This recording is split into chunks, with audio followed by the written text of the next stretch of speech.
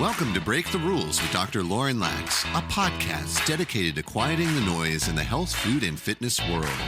Dr. Lauren is a leading nutritionist, therapist, and functional medicine practitioner on a mission to help others thrive in their own lives, mind, body, and soul. And now, your host, Dr. Lauren Lax. Well, hello. Welcome to another edition of the Break the Rules podcast, where we talk about quieting the noise in the health, food, and fitness world. And today, I'm super stoked to have my sister in recovery, Mindy Gorman-Plutzer, who's going to bring her 25 years of nutritional counseling experience from her private practice as a certified functional nutrition and lifestyle practitioner to the forefront to give us just some really practical tips and tricks for recovery from your eating disorder in an unconventional break the rules kind of way. So, Mindy, I'm so honored that you came on the show. And I know we both share stories of really struggle and then overcoming it in a very unconventional way. And would love if you could just briefly introduce us to who you are and then tell us more about what got you doing the work you're doing in the world. Oh, thank you, Lauren. First of all, I'm so excited to be here to share my story of recovery and how breaking the rules is so much more about transformation and empowerment than simply breaking the rules. And I applaud you for the work you're doing and am so proud to be your sister in recovery. Awesome. Me too. Okay. So, my story is not unlike others who have struggled with an eating disorder. I grew up in a very loving home, but it was complicated. And, because of various situations, I learned to stay out of the way, not ask for much. Those beliefs morphed into not feeling seen or heard or believed. My parents had weight issues. We collectively dieted as a family. And this was, back in the 60s and 70s. So we did every diet. We did Atkins. We did the Stillman diet. We did the cabbage soup diet. We did Weight Watchers. And then, of course, there was calorie counting. And I always laugh about that because I say, while I couldn't balance my checkbook, I could calculate every calorie, fat gram, and carbohydrate gram that passed my lips. Pro. And, my parents, as I said, had weight issues, or how I inferred, had weight issues of their own.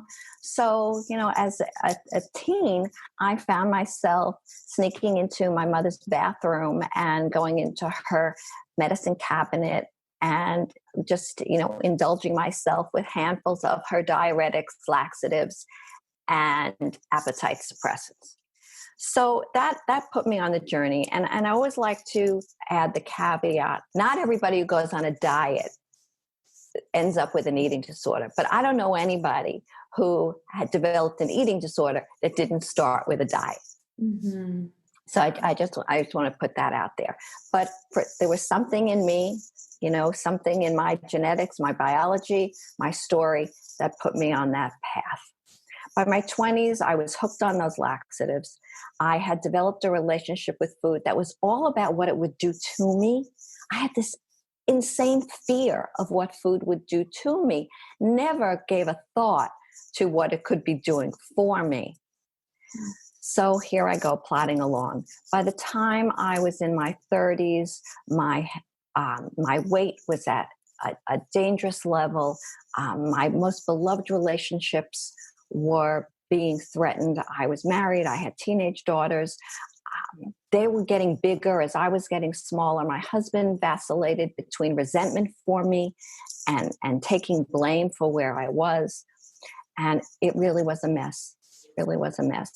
So I sought the help of our family doctor, conventional internist, who, was a lovely man and had the best intentions for me. But he told me that I was 2 pounds away from being hospitalized. Now, in the 90s, there wasn't the amount of spa-like residential treatment centers to go to for healing. And it would have meant that I was going to the hospital, and nothing scared me more because the vision I had was, being hooked up to an IV, having all sense of control stripped from me, being totally demoralized. At the same time, I was thinking about the stigma that it would put on my family. My husband and I were very active in the community, so it wasn't going to happen. And after all, I had an image to protect, which, basically played into part of my story. So I started to see the doctor weekly for weigh-ins and having my vitals checked. I was seeing a therapist twice weekly, and I was seeing a registered dietitian who put me on a meal plan. So I was basically being told what I needed to weigh, what I needed to think and feel, and what I needed to eat. And what came to pass for me was nobody was really telling me what I was really hungry for, what I really needed. I needed to feel seen and heard. And, the paradox here I was slipping away and becoming invisible, but I was crying out to be seen and heard. So basically what happened was, the good little girl that I was playing at recovery. I was doing recovery. Again, no concept of what it was to be recovered. But it got me through to my 40s. And late 40s, my husband at the time was diagnosed with metastatic melanoma, and the prognosis was dire. So I spent 21 months of my life with him, helping him through his treatment, helping us through his illness, and finally he passed in August of 2004. And what that did basically was plunge me right back into my destructive behaviors. I say, after all, I was self-soothing, and I didn't know how else to cope. So, and for me, not only was I using the laxatives, thinking about food all the time, totally obsessed with my weight, so as not to feel what I needed to feel to live the life I needed to live, but I started to drink very heavily. So, this is a big part of my story, because when I walked into the rooms of AA in 2005, it wasn't a linear recovery, and it was so tied to my eating disorder. But what I discovered was there were so many women like me who had these co-addictions.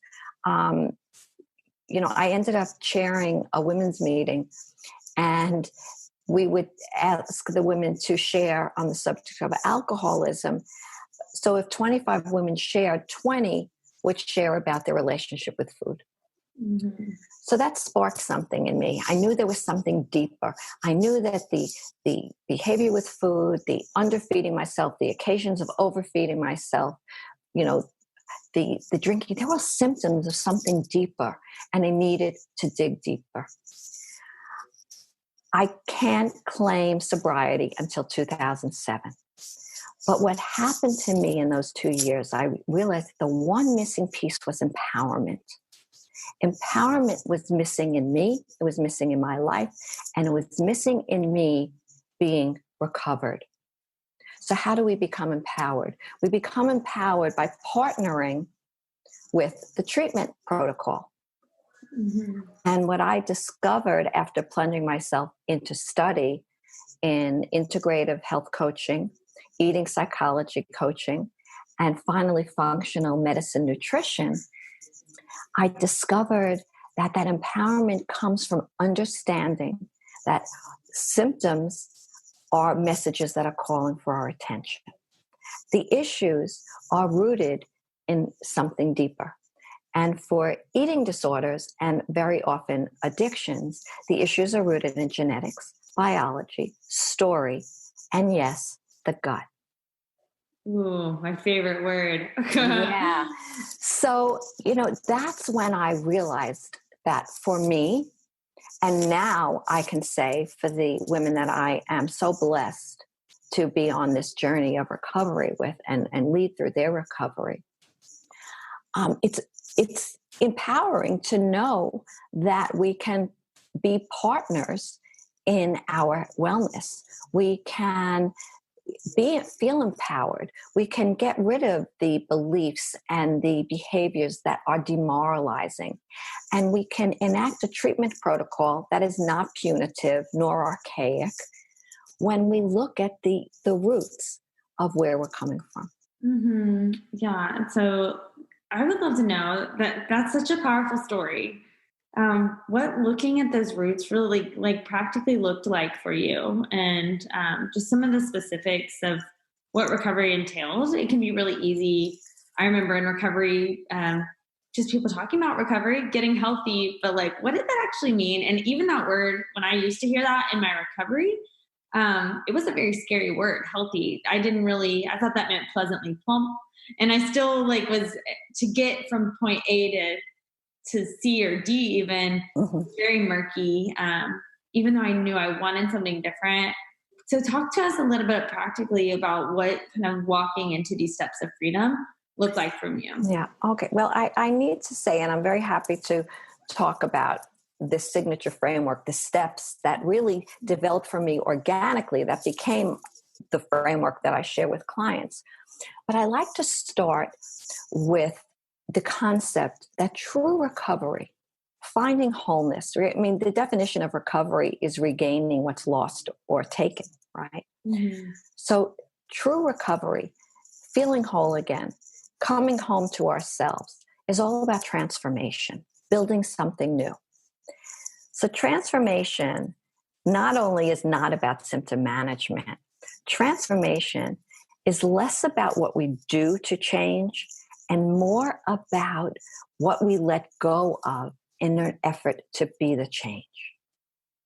Mm-hmm. And so much about recovery, successful, sustainable, lasting recovery, is about relationships. And it starts with the relationship with ourselves, knowing that we have an innate worthiness that we can always come home to, that we deserve to feel good. We deserve to feel a lightness of being that has nothing to do with what we weigh. It's about letting go of what, no pun intended, weighs on us so heavily. You know, the belief system that we carry, the story that we're attached to. And looking at the parts of our story that we're attached to that need to be let go of, you know, understanding that parts of our story need not become our life story. So that was a very big part of it. The second part of it is understanding that it's not all in our heads. There is a genetic component. There's a biological component. And when we think about gut health and gut being the foundation for good health, and I'm sure we can talk more into that, we realize it's not all in our heads. And we can look at how our physiology, how our biology is affecting our psychology, and how our psychology then impacts the physiology. And that's very empowering because we realize we're not broken. Mm-hmm. Yeah, that we can be made whole too. Exactly. And that we are inherently whole. We're inherently whole. You know, I truly reject the concept. As much as I respect the 12-step protocol and the 12-step foundation, I do reject the notion that we are always an addict or always sick and suffering. Mm-hmm. That in itself is very disempowering. Mm-hmm. How can I ever expect to have a healthy relationship with food in my body when I'm being told that eating certain foods have all this power over me? Now, there's a fine line here because I am no way inferring that an all foods fit diet is the way to go. In fact, I believe strongly that an all foods fit diet actually feeds the eating disorder because it feeds anxiety. It feeds dysbiosis. It feeds a whole bunch of dysfunction in the body. But what is needed is to help our clients and patients connect to the wisdom of the body so that they can make the choices. So instead of saying, I can't eat X, I'm saying I'm choosing not to because I want to feel like the most vibrant version of myself. Mm-hmm. Yeah. And it's not an A to B or an A to Z process. It takes work. It takes practice. And it takes overcoming what could be tremendous obstacles to recovery. I love how you talk in your approach is about empowering the individual through recovery versus just going through the motions of recovery or robotic. And a lot of my personal experience was very much the robotic experience of going into the next hospital when my weight got to the place where they said I needed to go, or going to a treatment center where I was told I didn't know what I needed. And so I just needed to like sit down, be quiet, and follow, like be a good patient. And so, and a lot of times I was so conflicted because whether I was plated 4 Pop-Tarts accidentally instead of 2 that they should have actually served me that day. And so I'm told I needed to eat all of those, and I did, and feeling so sick. I think 2 maybe would have made me feel sick. Or being told to choose either a Twinkie or a Ding Dong, and I didn't have a choice not to choose. I had to choose one, and just kind of go into these motions of being told what to do throughout the recovery because I didn't have a say. It was so or didn't know what I needed, rather. It was so not empowering. And I think for my journey, it was about getting to a healthier place where I could actually, like, where they let me start to have the choice. And then I made the choice that I didn't want that way of life anymore, both the eating disorder and that way of recovery. But talk a little bit about, for your clients that you work with that are maybe feeling disempowered by whether it's the treatment experiences they've been through or the team they're working with, how we can find that empowerment even early on in recovery within these confines of maybe. Yeah. First of all, I need to just honor you and say that part of your story so breaks my heart because if you had complained about how those foods made you feel, you would have been sent for another therapy session rather than somebody asking what's going on in there. Or given another Lactaid pill. And what is her body doing with the food that we're giving her? Mm-hmm. You know, look, we could have a whole conversation just about that, and the gut health piece and how what's going on in our guts impacts our psychology. So how I take my clients through the process. First of all, I lead with empathy. I share my story, and I share my story very honestly. And we start with their story. Their story needs to be honored. And very often I'll ask a client to write an autobiography of her relationship with food and her body. And what that tells us is the messaging that she's interpreted and relating to, and what messages really created her belief system about herself and her body. And we look at those messages together and the actions that were spawned by them, and we together see the dysfunction in the message.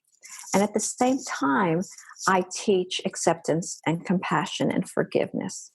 So we look at the fact that the messenger was probably given the same message, because it's very difficult to move on without forgiveness. Mm-hmm. You know, we also address the benefits of staying stuck. And there are benefits of staying stuck. When we're stuck, we get to stay attached to our story. We get to be right. We get attention. We stay comforted in that place of stuckness because the fear of who will I be without this behavior can be extremely daunting. So we work through that. And the process of my framework is very systematic. It's based on basically a 3-pronged approach. The first being clearing the muddy waters. So that relates to the story piece, right? Mm-hmm. And not only are we looking at inflammatory foods that the client might be eating if they're presenting with physical issues, you know, digestive issues, blood sugar issues, hormonal issues, adrenal issues. So we're going to look at diet, of course, but we want to clear inflammatory thoughts. Mm-hmm. So that's tier prong 1. Then we move to going from a place of deficiency to sufficiency. So not only where is she deficient nutritionally, because her body is most definitely starved, whether she's been restricting or compulsively overeating. You know, there are definitely going to be deficiencies there. And then particularly if she's purging, then that's another set of issues we need to address as well. But where is she deficient in her life? So from a functional medicine perspective, we're looking at lifestyle factors like sleep, relationships, stress and resilience, hydration, and movement. So that's a big part of that whole deprivation piece. And when it comes to deprivation regarding food choices, I always like to say that self-indulgence in an effort not to feel deprived only serves to deprive us of who we want to be. So while we're going through these processes, we're still always going back to the messaging, who we want to be, picturing the most vibrant version of ourselves. And then the third prong is about dismantling the dysfunction and introducing tools to help our client manage the triggers, because there are always triggers. What works, what we did before that didn't work, and that changes. That changes in the life cycle. It changes month to month. So we're always working to be accepting of what's going on in the body as we're learning to connect to its wisdom. I love that. And there's so much out there about acceptance for like body positivity. And we see like, I am beautiful, like that. There was a whole campaign around that, the Dove campaigns. When I would hear that in recovery, it still didn't sink in.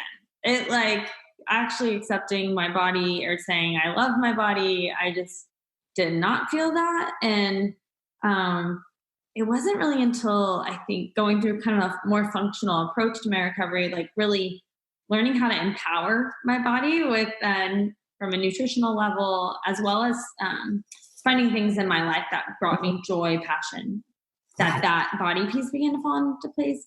How do you meet a client right there where they're at, if they're not feeling the love for the body and just the positive thinking is not really changing anything? Okay. Well, again, story is so important. And what I didn't say before that I should have said is that I always take a deep dive with my client into what was going on at the time in your life that the symptoms started. So that, also speaks to the messaging that she has received about her body. How is society, how's diet culture, how's social media impacting how she feels about her body?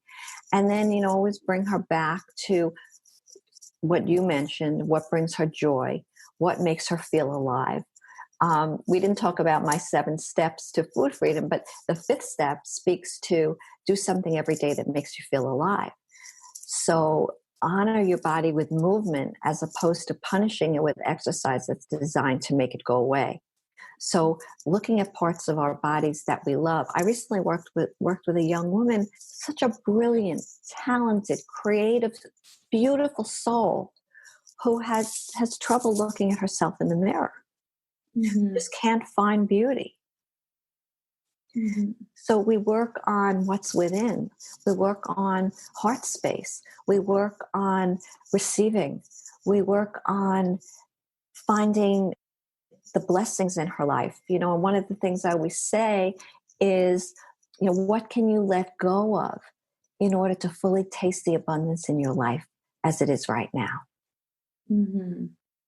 So, gratitude is a big piece of it. And again, this work is so bio-individual, Lauren. It's so not one size fits all, that depending on who's presenting, who's walking in, who's appearing on my screen, the methodology changes.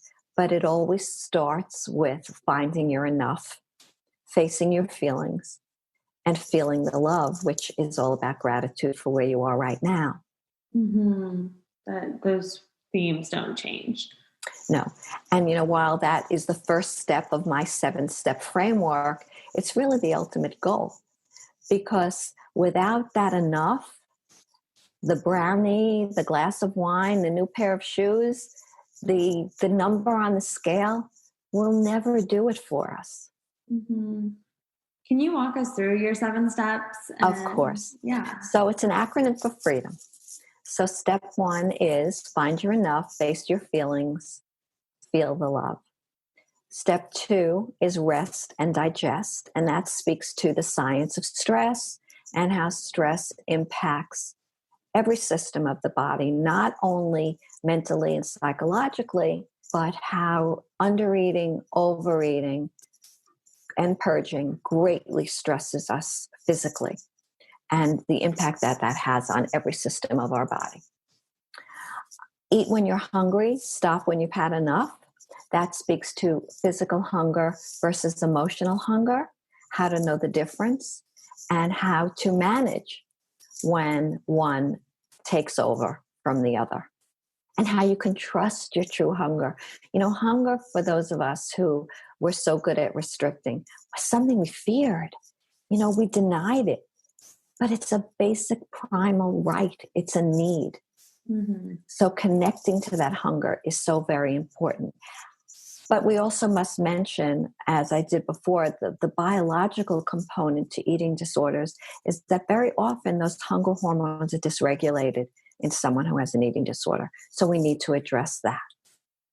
But, you know, we work on that with practice by waking up the hunger hormones and helping our clients to really be open to receiving the gifts of nutrition. Step 4, eat mindfully. So that speaks to bringing mindfulness to the table. And when we bring mindfulness to the table, we bring our best selves to the table. And I teach in that step that digestion really starts in our minds with something called the cephalic phase digestion response. When we look at food, when we experience food, our brains tell our digestive systems that food is on the way, and we can really be present. And when we're truly present with our food and experience it, it's very easy to stop when we've had enough. So that's a really, really big step in the process. Mm-hmm. And I always say at this point, you know, we've just finished talking about physical hunger, emotional hunger. I want you to bring emotion to the table with you. I want you to eat with emotion rather than eating in an effort or not eating in an effort not to feel emotion. It's a big difference. Mm-hmm. D, I mentioned before, step 5, do something every day to make your body feel alive. So this step speaks to honoring our bodies with movement as opposed to punishing them with exercise designed to either make them go away or compensate for something that we ate or perceived that we ate. And it also speaks to body image, you know, which is basically how we imagine our bodies to look and how we imagine we need them to be. And very often we don't see ourselves the way the world does. Mm-hmm. Oh, only eat whole foods as often as you can. So this is the Nutrition 101 piece of my program. And here, of course, I teach about protein, carbs, fats, macronutrients. So we'll talk about micronutrients and the energetics of food and how eating food that grows towards the sun makes us want to rise up to the sun.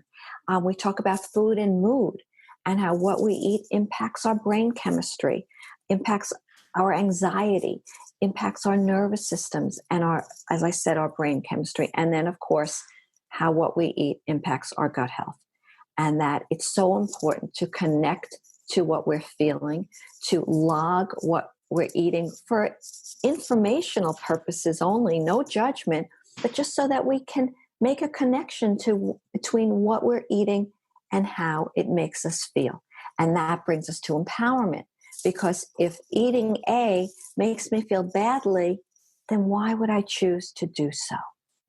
Mm-hmm. So that's a very, very big piece of the empowerment piece. And this is where we get to educate our clients, educate them to the science of nutrition, but also educate them to the functional philosophy that it's not only what you're eating, it's what your body is doing with what you're eating. And what your body is doing with your eating is going to be different than what my body is doing with what I'm eating.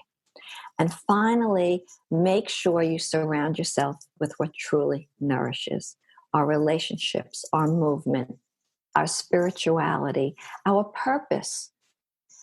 Because what truly nourishes us, we're not going to find in the kitchen. Mm-hmm.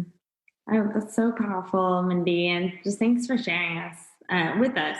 So then I know you have a book. Tell everyone about your book. Okay, well, I wrote the book 5 years ago. The name of the book is The Freedom Promise: 7 Steps to Stop Fearing What Food Will Do to You and Start Embracing What It Can Do for You. And it really speaks to mind-body nutrition, which basically is the science behind how our thoughts impact our physiology, meaning our nutrient absorption, metabolism, and assimilation. It speaks to dynamic psychology, which is how our story impacts our relationship with food and everything else around us.